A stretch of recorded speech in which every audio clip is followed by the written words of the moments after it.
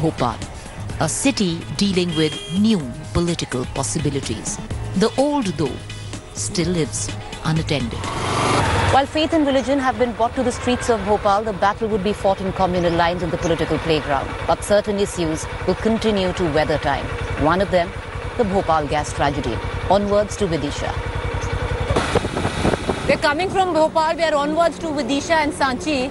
Now this is the Tropic of Cancer. The Tropic of Cancer passes through Bhopal. One of the main reasons the locals tell us it's really hot here is because the Tropic of Cancer passes through it. And it's blazing.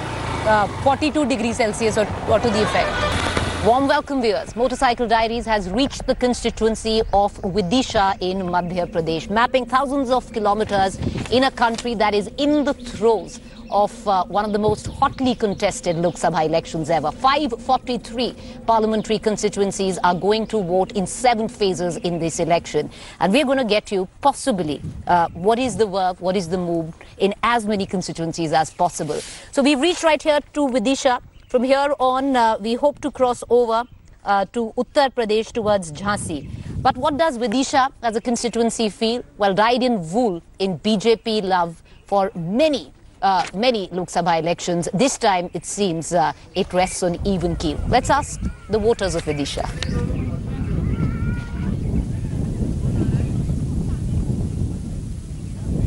Even at the Sanchi Stupa, which espouses every tenet of peace in Buddhism, it's the talk of politics and it's hot. क्या इस बार जो चुनावी माहौल है कैसा लग रहा है आप लोगों को? मैडम, हम लोग तो जो है ना सांची के स्तूप में हैं। हाँ। तो पार्टियां कोई भी हो, हम लोग शांति की बात करते हैं। तो जो भी नेता हैं, आजकल देखते हैं ना टीवी पे डिबेट होती है, तो लोगों की जो बोलचाल की जो भाषा है वो उसको सुन के बड़ा दुख होता है। कर लेते हैं। मेरा ये सोचना है कि जातिगत आधार पर ना लेते हुए विकास की बात करें, बेरोजगार की बात करें, शिक्षा की बात करें। युवा लोगों को रोजगार नहीं मिलता है और जिन लोगों को रोजगार मिला है उन्हें जो सरकार है वो बेरोजगार कर रही है। वोटिंग हमारी 70 से लेके 75-80% होती थी। आज वोटिंग का स्तर आप देख रहे हैं कि 55 और 58 और 60% वोटिंग रह गई। आने वाले समय में मेरे हिसाब से 45-50 वोटिंग कभी नहीं होगी। किसी भी पार्टी की हो, नीचे जमीनी स्तर पर विकास की बात कोई नहीं कर रही है। आपस में वो ऐसा मतलब चुगलीखोर बस। हमने अपनी लोकसभा पार्लियामेंट सेक्टर से हमने प्रधानमंत्री दिए थे अटल बिहारी वाजपेयी जी। उसके बाद हमने सुषमा स्वराज जी दी। उन्हें कभी देखा ही नहीं कि भाई पब्लिक का क्या हो रहा है। 15 साल से लाइसेंस लेके और एग्जाम देके मास्टर डिग्री आर्कियोलॉजी करके आज जो है ना एक टूरिस्ट को 100 रुपए में ढूंढ रहे हैं और वो भी परमिशन नहीं है। तो बताइए, बेटी पढ़ाओ बेटी बचाओ से अच्छा तो ये है कि सरकार को सारी घोषणा करने की अपेक्षा आप तो बच्चियों को कोई किसी भी कास्ट की, छोटी हो चाहे गरीब हो अमीर हो, आप एजुकेशन उनको मुक्त कर दो। प्राथमिक से लेकर हाई लेवल तक की बेटी अपने आप पढ़ लेंगे और अपने आप विकास करेंगे।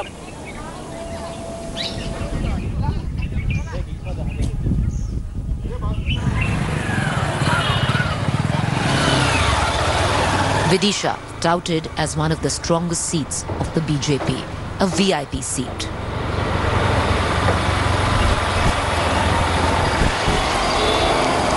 जब शुरुआत हुई चुनाव की, यहाँ पे लोकसभा चुनाव जब से शुरू हुए 1952 से शुरू हुआ, तब से लेके 25 साल तक लगातार बाहरी लोगों को यहाँ पे बड़े नेताओं को गिफ्ट की जाती रही सीट ये।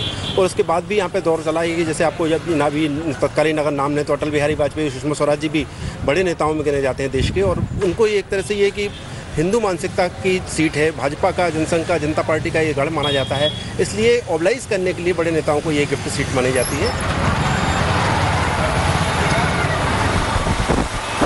A BJP stronghold held by BJP stalwarts like Atal Bihari Vajpayee and more recently Sushma Swaraj. Vidisha has always been a cakewalk for the BJP. गढ़ अगर संतुष्ट है तो वो गढ़ बना रहेगा और अगर संतुष्ट नहीं है तो वो कितने ही मजबूत किले हों उनकी दीवारों में सेंध लगते देखने लगते। किसी भी पार्टी की हो, नीचे जमीनी स्तर पर विकास की बात कोई नहीं कर रही है। आपस में वो ऐसा मतलब चुगलीखोर बस। 5 साल में इतना कर दिया मोदी जी ने साहब, ये सरकार बन जाएगी तो भारत में तो मजा ही मजा हो जाएगा। फिर किसी मजदूर का यदि दर्द जानना हो तो किसी मजदूर से वो बात करें, मन की बात तो कोई भी कर लेता है। बीजेपी वापस आएगी और डेफिनेटली आएगी और लोग पछता रहे हैं कांग्रेस सरकार लाकर। और जनता जैसी होती है वैसे उनके नेता होते हैं। जनता अच्छी होगी तो मेरा ऐसा मानना है कि नेता भी अच्छे ही होंगे। While every corner of the city has the current state government of the Congress reminding you of failed promises of the central leadership.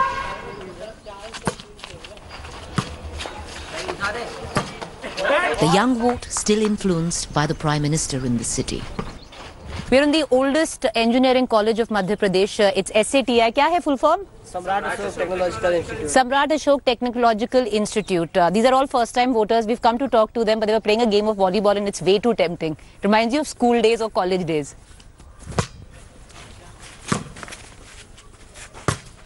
क्या सोच के वोट डालोगे इस बार? मोदी जी वैसे तो परफेक्ट है और अब जो पाकिस्तान के लिए एयर स्ट्राइक की थी उसके लिए मोदी जी सही है। पाकिस्तान को सबक सिखाना है तो मोदी जी सही है। देखो अगर 5 साल जो पिछले बीते हैं कैसे बीते हैं वो सब देख के और जो कैंडिडेट खड़े हुए हैं उनका जो कैरेक्टर है उसके हिसाब से मैं वोट दूंगा। मुझे लगता है मोदी जी बेस्ट है क्योंकि विपक्ष इतना दमदार नहीं है इस बार, क्योंकि पिछले 5 सालों में मोदी जी ने विदेश नीति अच्छा करा, पाकिस्तान को जवाब अच्छा दिया। रोजगार जिस तरीके से बढ़ने चाहिए था, जिस तरीके से उन्होंने 2014 में वादे किए थे कि 2.5 करोड़ रोजगार मिलेगा सबको, उस तरीके से मोदी जी कहीं ना कहीं फेल हुए हैं।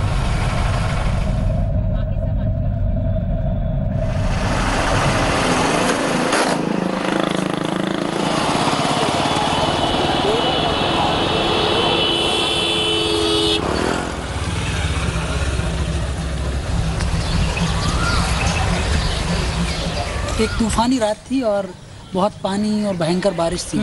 उस बारिश में ये आसपास मिट्टी के ढेर से ढका हुआ था, पर सुबह लोगों ने देखा कि वो मिट्टी बह गई और एक मंदिर का जैसा बेस होता है वैसा निकल आया है। तो लोग सुबह इकट्ठे हुए और फिर ये एक मंदिर का रूप लोगों को पता चला। इसके पहले यहाँ ऊपर एक मस्जिद जैसी थी जो केवल इतना सा दालान दिखाई देती है। बाजू में दाईं तरफ उसके वहाँ एक मजार और वो सब बनी हुई, जो जिन लोगों को मंदिर पता चला तो वो चाहते थे यहाँ पूजा की जाए। फिर ASI ने इसको अपने अधीन ले ली क्योंकि बहुत ही पुरातात्विक दृष्टि से बहुत ही महत्वपूर्ण जगह थी। ना ये मस्जिद है ना ये मंदिर है, ना मंदिर है ना मस्जिद है। Many used to come and offer namaz here, believed that this was a masjid. The larger Hindu population believed that this was a temple. It led to a big communal flare-up to a point where the government had to intervene and the ASI took this monument over. And since then, neither namaz has been offered here nor any prayers. One does wonder, when you apply the same logic to possibly the Babri Masjid, a lot of things could be easier there, but I guess not. But this is it's spectacular. Vidisha is largely an agrarian belt, much of its population farmers.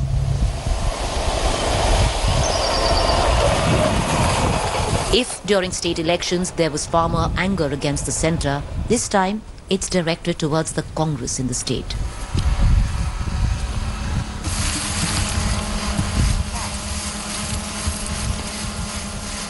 MSP कितना है गेहूं का? अभी? हाँ।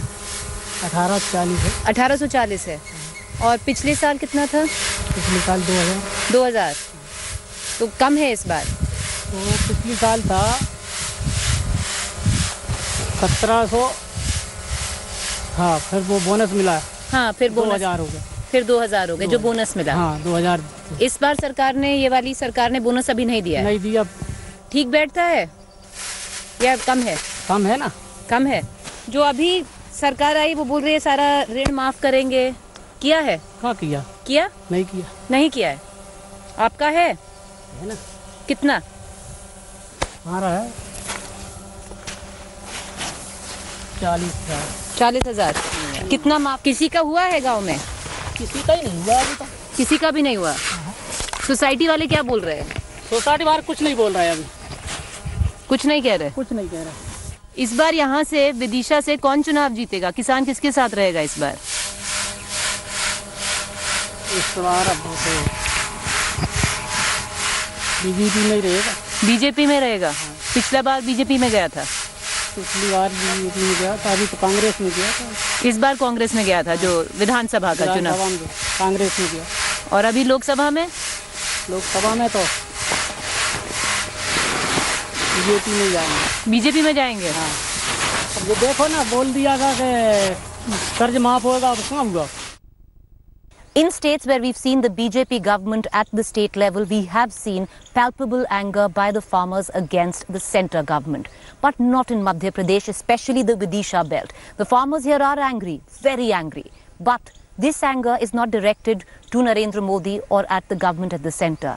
This anger seems to be directed at the new government in Madhya Pradesh, that of the Congress, because this government still hasn't delivered on the promise of loan waiver, which they said would be their priority when they come to power.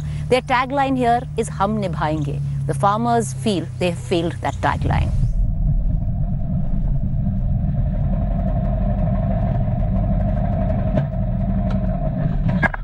BJP से खुश हैं इस बार मध्य प्रदेश का किसान जो आपके यहाँ पर है? हाँ, बीजेपी से। कांग्रेस से खुश हैं? नहीं, जो यहाँ पर है। क्यों? अभी जो कुछ किया उसने, जो कुछ बोला वो अभी उनने कुछ नहीं किया। कर्ज माफी का किया था, उसमें भी कुछ नहीं हुआ है अभी तक।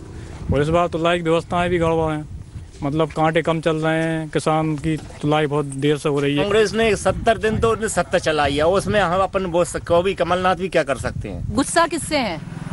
गुस्सा कांग्रेस ने जो व्यवस्था करवाई है यहाँ पे इस बार गवर्नमेंट ने, उससे ही व्यवस्थित नहीं है।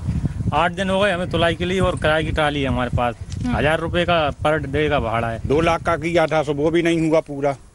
2 लाख जो ऋण माफ करेंगे, जितने वादे थे उनके जितने एजेंडा थे उसमें कुछ भी नहीं हुआ।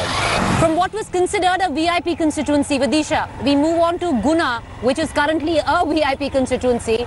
Standing from there, from the Congress, Jyotiraditya Scindia, traditionally his seat. But mind you, in 2014, out of the 29 Lok Sabha seats, the Congress won only 2. Guna was one of them. There is a sense of solitude, riding on an empty highway with nothing for kilometers. My cocoon in midst of all this election cacophony. Onwards to Guna, we stop by Raghugarh. This is Raghugarh. If one is to believe in kings, queens and peasantry, then this fortress of Digvijay Singh, hailing from here, is symbolic. His son, Jayavardhan, the sitting MLA from Raghugarh, are now manning the campaign for his father. So a lot of discontent, at least with what we saw, building against the Congress government, which possibly could have been of this, towards the centre. Of course, one is that a lot of accounts which are there. One second, let it go. He'll take it again. Do it by the hour, every hour. And the new hour starts, so from the top of the fort they ring the bell. In fact, people who question Digvijay Singh Ji's, religion, they should come visit. It's beautiful up there. How much does it impact in terms of the vote? Because it seems that there is direct allegiance to royalty still. See, there's no such thing as royalty in India anymore. So the people who are touching your feet right now is all. No, I try and make sure they don't touch my feet, Okay. But more than that, it's just that we've had relations with the people here for over 300 years. More than politics, people here are like family. And since we, learn how to speak, we play with them, we meet them, we attend their programs. So it's a symbiotic relationship. And I feel that, once you fight elections, and people today don't want royalty. They don't want some person who's just there because his father or his grandfather was a minister or a king or whatever. They want work, because there are so many villages in this area and each village has a different problem. Looking right now, the Congress cadre in Bhopal is working on the ground, and at the same time people are also comparing the candidates. And it's not about rhetoric, it's about actually knowing what issues people face on a day-to-day basis, what is the vision for the constituency on a longer term. 2014, the Congress had only 2 seats. How many do you think this time? We are very optimistic, and trust me, you all will be surprised, but we will win at least 20 seats in Madhya Pradesh. I personally feel that whether it's the farmers, whether it's the businessmen, the vyaparis, whether it's the youth, we have in certain ways catered to each of these segments within 70 days. Why is it that suddenly the farmer who had directed their anger towards the centre during the state elections is now angry with the Congress for not coming good on your promise? I don't think that's true. You see, the Congress party's government in Madhya Pradesh has only had 70 days. That in our first step, we absorbed the farmers who have accounts in the cooperative banks. A number of farmers have their accounts in nationalized banks. So those account holders have not been given the money yet because of code of conduct, because as the entire process was going on, suddenly the code of conduct came into play. So once elections are over, each and every farmer who filled the form of loan waiver will be given money into their accounts. How do you judge this contest? Because what the Congress is pitching is कि अब होगा न्याय in terms of the Hindu terror slur or whatever you might want to call it. See, we are not talking about any terror because that's not what elections are for. Elections are meant for development. The kind of statements the BJP candidate is giving, to say the words which she did to a martyr who has died for the people of this country during Mumbai attacks, and to use language which she did, I mean, it's deplorable. I mean, if a congressman did that, the BJP would be up in arms. Jayawardhan Singh extremely confident of his father's election, Digvijay Singh. But let's ask the people of Raghovgarh. Digvijay Singh, the Raja of Raghovgarh, what do they think about him?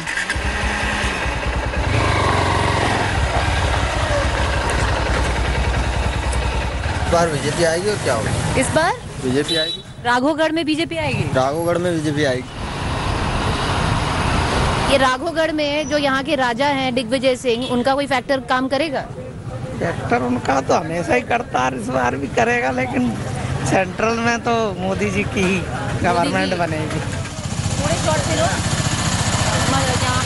उनका factor इस बार नहीं पड़ सकता क्योंकि वो खुद भोपाल से लड़ रहे हैं, अपना क्षेत्र है नहीं, इसलिए अगर वो यहाँ से होते तो हो सकता था कांग्रेस आ जाती। उन्होंने 10 साल जो पहले मुख्यमंत्री रहे हैं, उनका शासनकाल में काम किया है उन्होंने, जनता उनको देख के दोबारा बिल्कुल। हाँ बिल्कुल। कितने साल के हो? 18 साल। इस बार वोट है? हाँ। क्या सोच के वोट दोगे? मैं मोदी जी को वोट दूंगा। मोदी जी? हाँ। यहाँ पर जो राघवगढ़ के राजा हैं दिग्विजय सिंह, उनका फैक्टर है? हाँ फैक्टर तो है, लेकिन धीरे धीरे मानसिकता लोगों की बदलती आ रही है। पहला वोट है? हाँ। क्या सोच के वोट दोगे? मोदी, एक तरफा मोदी। वो दिग्विजय सिंह का फैक्टर तो है, लेकिन मोदी के नाम पर सब जनता वोट देगी, सब वोट देते हैं उनको। मोदी जी क्यों पसंद है? मोदी जी, मोदी जी विकास की बात करते हैं, देश धर्म की बात करते हैं, इसलिए मोदी जी पसंद है और वही आएंगे। पहला वोट है तुम्हारा? जी बिल्कुल, इस बार पहली बार मतदान करेंगे। Raghovgarh falls in the Lok Sabha constituency of Rajgarh. Political pundits feel Digvijay had a much better chance fighting from here instead of Bhopal. It's late, close to 12, when we cross Guna, another blue-blooded constituency, a state held by Jyotiraditya Scindia. इसमें राजनीतिक इतिहास में सिंधिया जी का पारिवारिक पता चली आ रही है। पहले राजमाता साहब थी उनकी मदर, उसके बाद उनके फादर थे, इसके बाद अभी उनके पुत्र हैं ज्योतिरादित्य सिंधिया जी, लेकिन विकास के नाम पे कुछ नहीं। मेनली जो बीजेपी है वो अपने काम में विश्वास रखती है और ना कि कामों को गिनाने में। बीजेपी यहाँ से जो विकास कर रही है वो बीजेपी के शासनकाल में ही हुआ है, कांग्रेस के शासनकाल में यहाँ कोई विकास नहीं हुआ था। जनता का रुझान तो दिख रहा है, पर फिर भी मोदी लहर के चलते कुछ भी हो सकता है। लोकसभा में सिंधिया जी चूँकि काफ़ी 15 साल से यहाँ सांसद हैं और विकास की वो बात करते हैं, लेकिन विकास में ऐसा कोई भी काम नहीं है। यहाँ के जो बेरोजगार युवा हैं उनके लिए कोई रोजगार के यहाँ कोई साधन उन्होंने उपलब्ध नहीं कराए। तो मोदी जी ने भी प्रॉमिस किया था। मोदी जी ने जो वादा किया था, उन्होंने एक प्रयास 5 साल का जो होता है उसमें यहाँ रोजगार देने का पूरा प्रयास किया। तो ये है कि जीत का अंतर कम रहेगा, कम रहेगा। महाराज अच्छे मतों से विजय होंगे। गुना के अंदर जो विकास दिख रहा है वो सब सिंधिया जी देने। अभी आप जिन रोडों से चल के आई हैं, तकरीबन 4000 करोड़ की जो 4 लेन रोड है वो सिंधिया जी ने सैंक्शन कराई है। और बात जो बीजेपी कर रहे हैं तो मोदी जी का आपको भी याद है कि मोदी जी ने 2 करोड़ रोजगार हर वर्ष, मेरी बात सुनिए पहले, मेरी बात पूरी हो ले, 2 करोड़ लोगों को रोजगार हर वर्ष देने की बात की थी। जो आप लोग भी जानते हैं भली भांति कितने लोगों को रोजगार मिला। दूसरा उन्होंने रोजगार जरूर देने की कोशिश करी, युवाओं को पकौड़े तलने का रोजगार दिया। Guna was one of the 2 seats that the Congress had won in 2014 of the 29 Lok Sabha seats in Madhya Pradesh. The Congress hopes to make gains this year. Will it happen? One will only know when that last vote is counted on 23rd of May. for watching the video. For more such news and updates, please like, share and subscribe to India Today. Also check out our other great videos from our channel. We know you will love to.